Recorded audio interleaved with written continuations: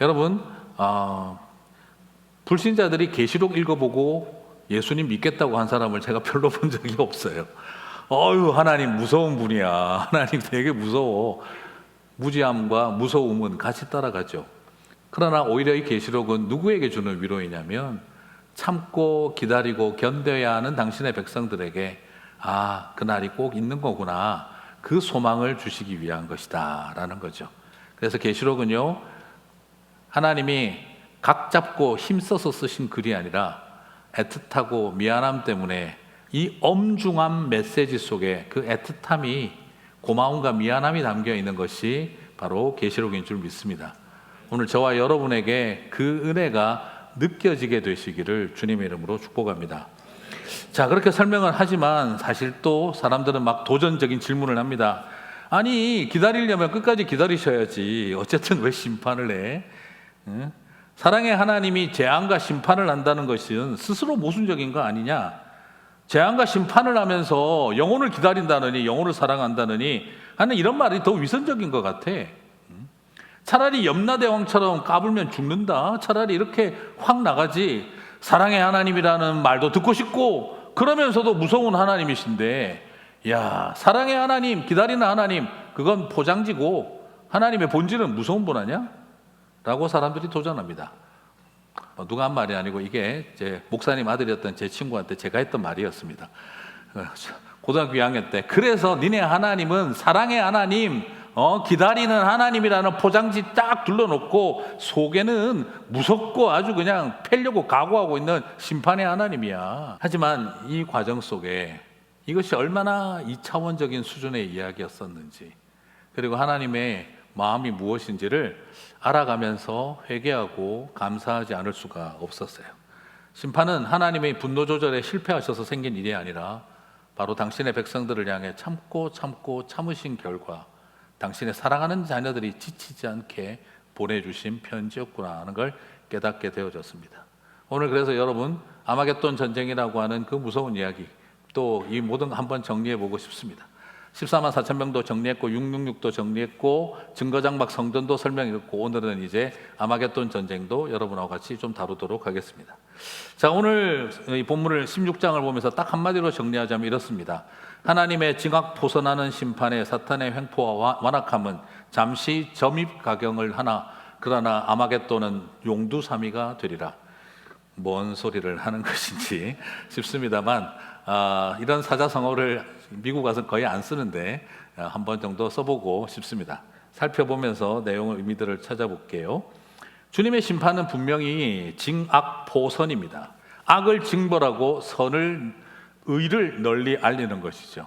하나님의 심판은 그저 재앙을 주기를 즐겨하는 신적인 변덕의 결과가 아니라 오히려 악을 징벌하고 의와 선을 공포하기 위한 계획이라는 것이죠.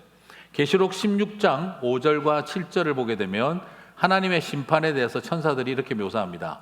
내가 들으니 물을 차지한 천사가 이르되, 같이 읽겠습니다. 전에도 계셨고 지금도 계신 거룩하신 이요, 이렇게 심판하시니 의로우시도다. 또 내가 들으니 제단이 말하기를 그러하다.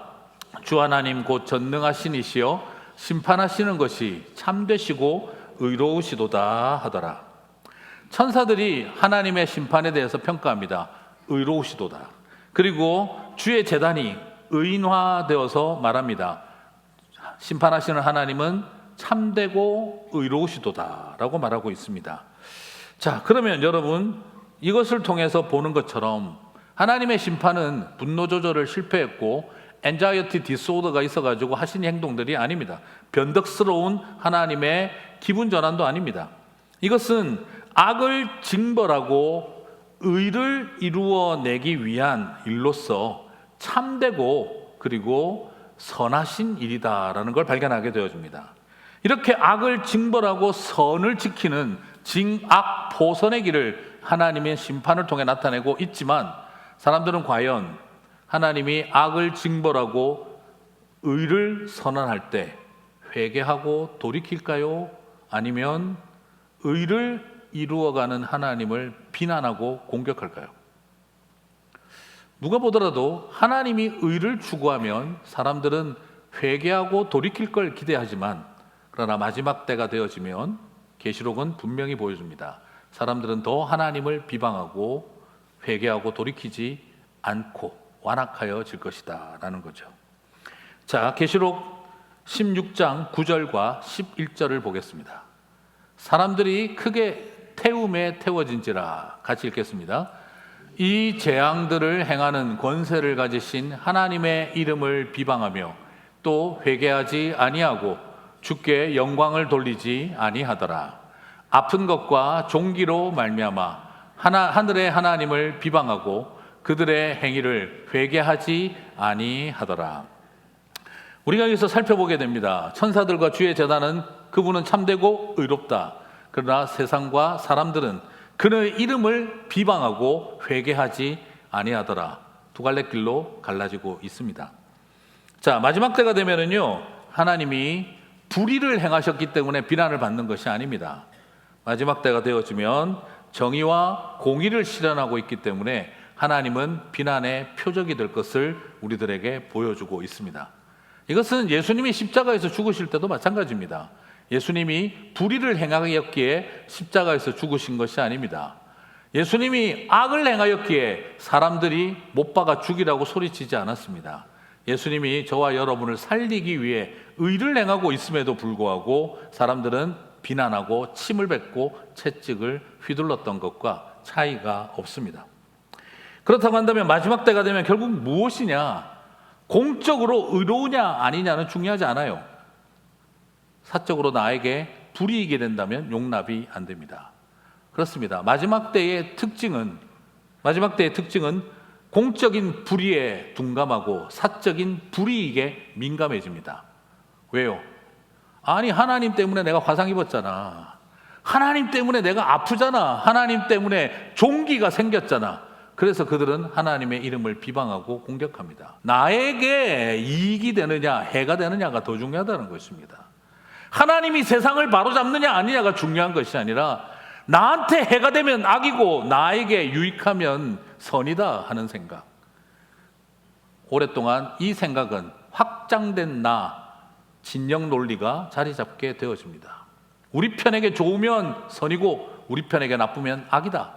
그러므로 이념이 윤리를 삼키는 세상이 되는 것이죠. 한자성 하나만 더 쓰겠습니다. 위록지마라고 있습니다. 지록이마, 바꿔 쓰기도 하지만 지록이마라고 있습니다. 한때 이 말이 굉장히 유행을 했었죠. 사슴을 가리켜 말이라고 한다는 거예요. 무슨 말입니까? 힘과 권력을 갖고 있으면 사슴을 데려다 놓고 말이라고 하면 맞다라고 해야 한다는 것입니다. 우리 편이 그렇게 말하면 사슴을 데리고 와서 있더라도 우리 편이 말이라 그러면 옆에 있는 사람들이 예, 말 맞습니다 라고 해야 한다는 것이죠. 말 그대로 임금님은 벌거벗었습니다. 벌거벗은 임금님입니다. 그러나 그 권세 앞에 두려우면 세상에 이렇게 아름다운 옷은 처음 봤습니다. 임금님 핏이 확실하게 나오시네요. 우와, 옷감 봐라. 공기 같습니다. 공기니까 뭐 당연하겠죠. 그러나 벌거벗은 임금님을 보고도 멋진 옷을 입었다고 말하는 것입니다. 이게 바로 지록위마의 모습이죠. 우리 편이 말이라면 사슴도 말입니다. 우리 편이 호랑이라면 토끼도 호랑이인 것입니다. 이것이 사람 안에 존재하고 있는 무서운 생각이죠. 악을 선이라고 해도 선이라고 해야 하고 선도 악이라고 하면 악으로 받아들여야 하는 것. 이것이 나를 중심으로 한 나에게 이로운가 해로운가 좀 더 확장시켜서 우리 편에게 이로운가 해로운가를 중심으로만 생각하는 상태가 오면 하나님이 의를 행하여도 비방의 표적이 될 수밖에 없다는 것입니다. 이것이 마지막 때의 현상입니다. 그러므로 지금 우리는 마지막 때를 살아가고 있구나 하는 생각을 하지 않을 수가 없는 것입니다. 그러므로 확증 편향과 진영 논리에 빠진 세상은 부끄러운 줄도 모르고 미안한 것도 없습니다. 내가 화상 입고 내가 아프고 내가 종기 걸린 것이 더 중요한 겁니다. 우리 편이 아프면 더 안 되는 것입니다. 하나님 앞에서 옳음이 무엇이고 그름이 무엇인지는 아무 중요함이 없어진 시대. 그래서 하나님은 참되고 의로우시기에 비방의 표적이 되는 때가 마지막 때의 모습이다라는 것이죠. 여러분, 사람은 참 신기하지만 그렇게 죄인은 변해가는 것입니다. 우리 안에 있는 우리 안에 있는 제국의 짐승, 그리고 그들을 따르는 거짓 선지자와 거짓 메시아의 실체다라는 것입니다.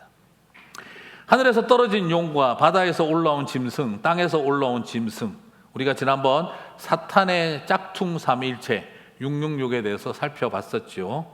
그러면 계시록의 이 666은 바로 뭘 말하는지 한 번 더 정리하면, 첫 번째는 제국의 신격화된 독재자와 절대 권력입니다. 바로 제국주의의 신격화된 독재자, 우리는 역사에서 봐왔습니다. 황제 숭배로, 그리고 히틀러를, 그리고 인간 천왕을 신의 아들로 만들고 놓고 싶었던 인간의 모습은 근대까지 이어져 왔었습니다. 바로 첫 번째, 이 뱀의 세력의 첫 번째 모습은 제국의 신격화된 절대 권력. 두 번째는 이 제국과 우상과 왕을 추앙하며 기독교도 제국화된 기독교를 꿈꾸는 사람들, 바로 크리스텐덤의 역사를 꿈꾸는 사람들. 그리고 세 번째는 스스로가 메시아가 되겠다라고 나서는 이단의 교주들, 가짜 메시아들입니다. 자, 이것이 바로 사탄의 삼위일체, 짝퉁 삼위일체 666입니다. 자, 그러므로 이 세 집단이 어디에서 공통분모를 이루게 되냐 그러면 반드시 이들은 정교 유착을 이루어내게 됩니다. 정치는 종교를 등에 업으려고 하고, 종교는 정치 권력을 등에 업어 자신들의 기득권을 나타내려고 듭니다. 이것은 제국의 독재자, 신격화된 독재자, 제국을 꿈꾸는 기독교, 그리고 또한 스스로를 메시아라고 말하는 이 거짓 이단 집단들의 공통점은 바로 정치와 종교의 유착입니다.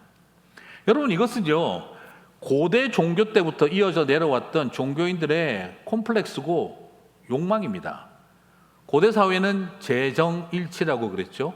제사장과 정치 권력이, 제사와 정치가 하나다 하는 제정일치적인 시대였죠. 그래서 그 마을에 가장 큰 무당이 왕 노릇을 했던 것입니다. 제일 큰 무당의 욕망은 왕 노릇까지 하는 것입니다. 그게 바로 제정일치의 모습이죠. 그래서 북한의 김일성 부자가 자꾸 제정일치의 흉내를 내는 겁니다. 종교가 되고 정치가 통합되는 것입니다. 히틀러가 그랬고, 황제들이, 로마의 황제가 그랬고, 파라오가 그랬던 것입니다.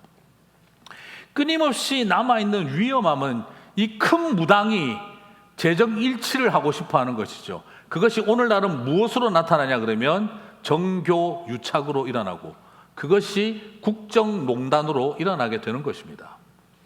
왜 이런 일이 일어나게 되어지느냐, 그게 바로 오랜 세월 큰 무당들의 유혹이고 욕망입니다.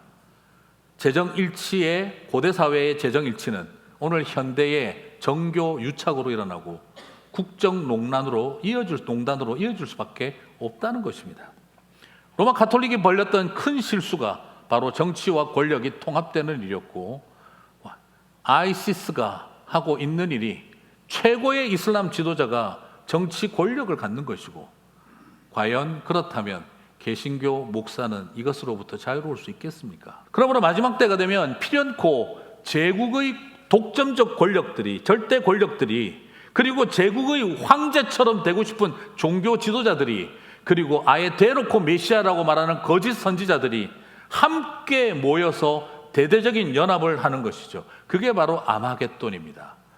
아마겟돈은 아마겟돈 때문에 벌어지는 전쟁이 아니라 바로 이 부패한 정치 권력과 종교 권력이 연합을 할 때 일어나는 그 연합을 하는 곳이 바로 아마겟돈입니다. 계시록 16장 13절 14절 16절을 보겠습니다. 또 내가 보매 개구리 같은, 같이 읽겠습니다. 새 더러운 영이 용의 입과 짐승의 입과 거짓 선지자의 입에서 나오니 그들은 귀신의 영이라 이적을 행하여 온 천하 왕들에게 가서 하나님 곧 전능하신 이의 큰 날에 있을 전쟁을 위하여 그들을 모으더라. 새 영이 히브리어로 아마겟돈이라 하는 곳으로 왕들을 모으더라. 제가 한 말이 무슨 말씀인지 이해가 가시죠? 자, 새 더러운 용은 바로 일진연합. 그 666, 용의 입과 짐승의 입과 거짓 선지자의 입에서 나오니, 무슨 말이냐면 하나님 말씀같이 한다 이 말입니다. 그래서 성도들이 미혹당하고 선동당하는 거예요. 그들이 하는 말과 행동이 마치 하나님이 말씀하시는 것처럼, 성삼위 하나님이 하시는 것처럼 그들의 입에서 하나님의 말씀처럼 나와요. 그리고 그들이 무엇을 합니까? 이적을 행한다고 하잖아요. 하나님이 하시는 것 같은 기적을 보여준다 이거죠. 그러니까 수많은 사람들이 헷갈리는 겁니다. 그리고 그들이 하는 기필연코 할 수밖에 없는 일들이 바로 뭐냐? 온 천하의 권력가들에게 가서 그들을 아마겟돈으로 모으는 일이라는 겁니다. 정치와 종교가 유착되고 국정농단이 일어나는 현실을 만들어낸다는 거죠. 그러므로 아마겟돈은 어느 도시냐가 중요한 것이 아닙니다. 아마겟돈은 교회에서도 만들어지고 길거리에서도 만들어지고 관공서에서도 만들어지고 정치 집단들의 선거하는 그런 체육관에서도 만들어지고, 그리고 곳곳에서 만들어질 수밖에 없는 것이 아마겟돈이라는 것이에요. 그러므로 나중에 아마겟돈이라는 도시가 어딥니까? 아무 의미가 없습니다. 그 아마겟돈은 지금 우리들이 세워놓은 교회 안에서도 만들어지고, 이 아마겟돈은 관공서, 학교, 체육관, 길거리 곳곳에서 아마겟돈들은 만들어지고 있다는 것입니다. 그래서 여러분, 통일교가 만들어 놓은 집단이 뭔지 아세요? 통일교가 만들어 놓은 단체 제가 몇 개만 뽑아봤더니요, 헷갈려요. 이름이 다 비슷해가지고. 세계평화정상연합. 네, 일단 분위기 어떻습니까? 네, International Summit Council for Peace. 세계평화정상연합. 또 하나 더 만들었는데 세계평화 국회의원연합. 갸 같습니다. 제가 볼 때는. 네.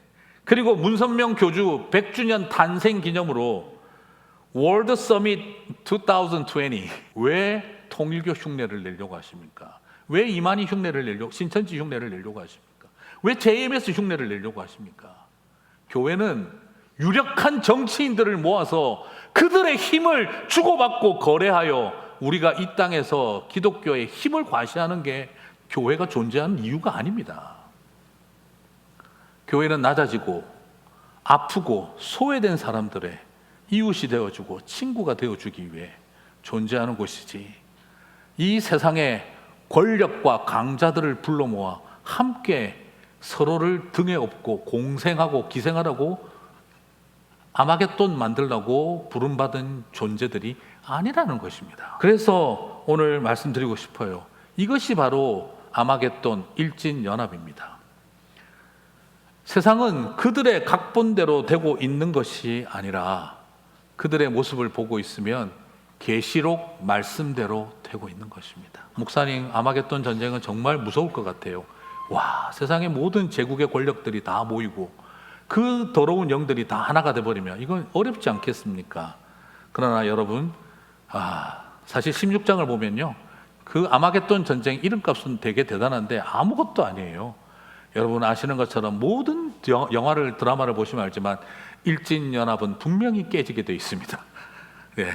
아주 탁월한 정의로운 한 사람에 의해서 일진연합은, 뚝방의 전선은 반드시 사라지게 되어 있습니다. 네. 오늘도 마찬가지예요. 계시록 16장은 딱 한 2줄 정도로 아마겟돈 전쟁은 끝나버립니다. 이름값은 대단한데 실제로 아마겟돈 전쟁이 영향을 주는 게 거의 없습니다. 16장 18절 20절, 번개와 음성들과 우레소리가 있고 또 큰 지진이 있어 얼마나 큰지 사람이 땅에 있어 온 이래로 이같이 큰 지진이 없었더라. 같이 읽겠습니다. 큰 성이 세 갈래로 갈라지고 만국의 성들도 무너지니 큰 성 바벨론이 하나님 앞에 기억하신 바 되어 그의 맹렬한 진노의 포도주 잔을 받음에 각 섬도 없어지고 산악도 간데에 없더라. 여러분, 이 아마겟돈으로 모인 이들이 전쟁을 벌린다고 하는데 오늘 계시록은 이들에 대해서 딱 2절로 설명하고 있습니다. 세 갈래로 갈라져서 붕괴될 것이고, 그리고 그 포도주 잔에 섬도 산악도 간데 없이 사라지고 말 것이다. 그냥 한마디로 이야기해서 훅 불매 날아가 버렸다 이 말입니다. 그냥 한 번 때리심에 세 조각이 나서 부서져 버렸다 이 말인 것입니다. 그런데 여기에서 이 요한이 로마로 지칭하지 않고 이 아마겟돈 전쟁의 리더급을 바벨론으로 지칭을 했어요. 이걸 보니까 역시 요한도 로마를 직접 언급하기는 부담스러워서 옛날 제국인 바벨론을 건드렸나 보다. 그렇게 타협한 이야기가 아닙니다. 왜냐하면 역사에서 바벨론이 가장 웃기게 무너졌기 때문입니다. 세계사에서 전쟁사 중에서 가장 웃기게 무너진 제국이 있다면 그게 바로 바벨론 제국입니다. 바벨론 제국은요, 가성비 끝판왕으로 깨졌어요. 메데바사 제국의 전사자는 거의 없습니다. 그 거대한 바벨론과 싸우는데 메데와 페르시아의 연합군이 죽은 사람이 거의 없어요. 대부분은 다 바벨론만 죽었습니다. 전쟁도 한 3시간 만에 끝나버렸습니다. 아니, 그 초강대국이 어떻게 이렇게 쉽게 무너졌을까?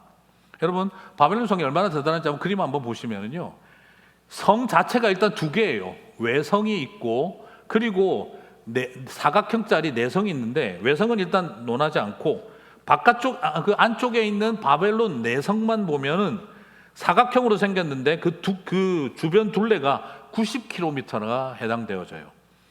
한쪽 벽면이 23km 정도라고 하면 이쪽 끝에서 저쪽 끝까지 가기도 힘들어요.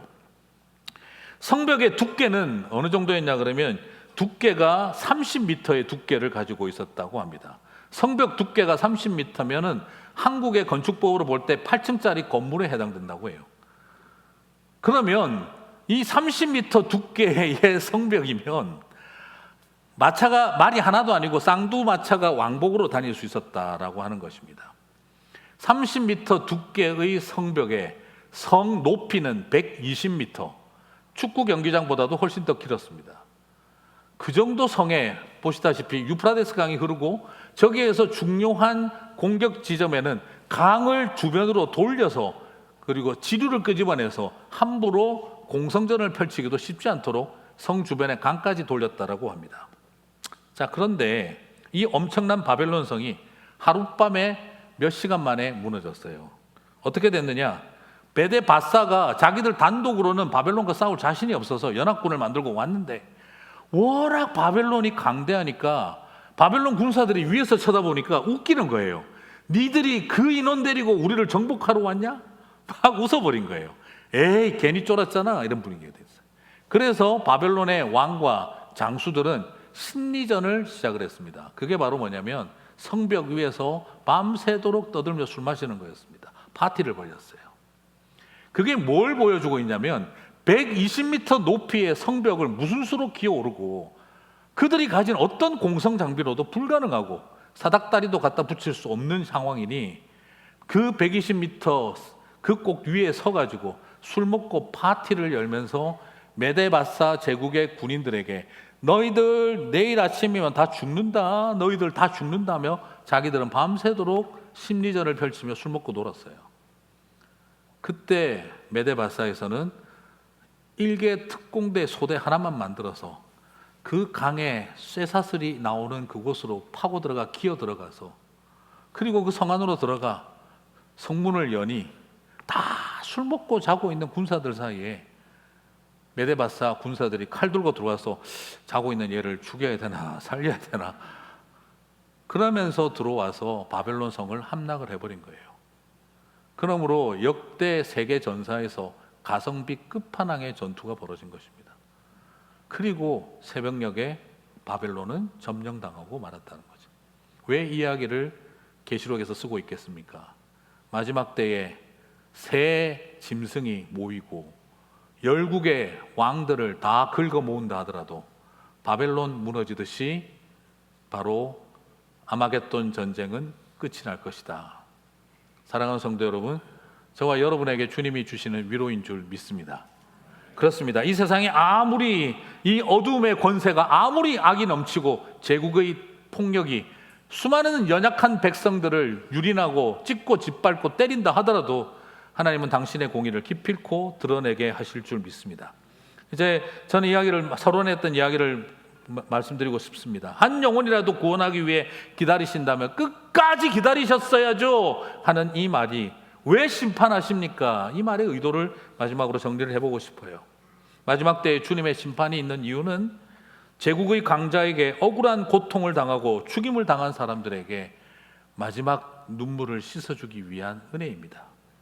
자신의 힘으로 정의를 세울 수 없었던 사람들, 자신의 힘으로는 변호사 한 번 만나서 도움도 상담도 못 해볼 사람들, 자신의 힘으로는 한번 꿈틀도 해본 적이 없는 사람들에게 하나님이 너희를 위해 신적인 복수를 한다.